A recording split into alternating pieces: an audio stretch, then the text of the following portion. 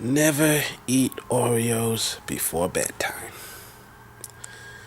I had a weird dream. I had weird dreams. Like I had a dream that I was at Walgreens picking up like bread and cheese to make grilled cheese and some other stuff like frozen pizzas and candy. And there was this long ass line just wrapping around the aisles. And I went into line, and suddenly, right in front of me, Philip and Lynch DeFranco. And I was like, hey, how's it going? Great to meet you. And we just talked about stuff. I mean, that wasn't that weird a dream, but it's like, I mean, it was a dream. And then, I don't know, I woke up from that, and then I rolled over and went back to sleep. And this time I had a dream I was in Hogwarts.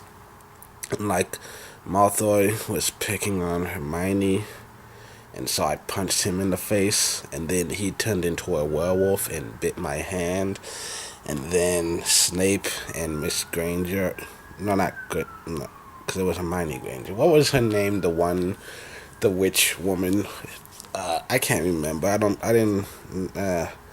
But like that one female teacher that was there in every single movie, I can't remember.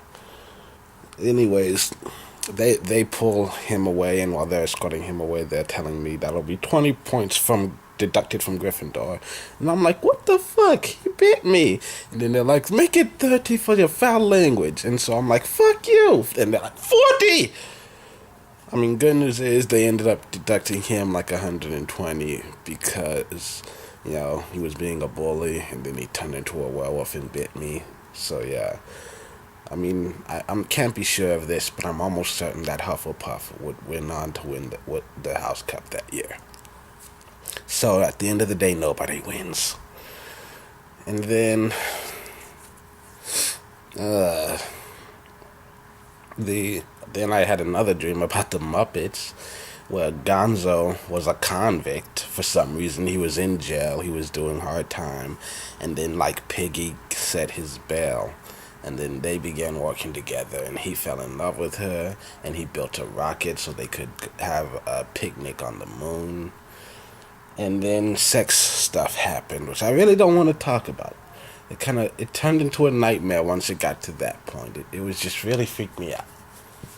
And then there was another dream, and then I woke up, and it was 6 in the morning, and I was like, I don't want to go back to sleep after all of that. So I took a shower and just started playing video games for 3 hours.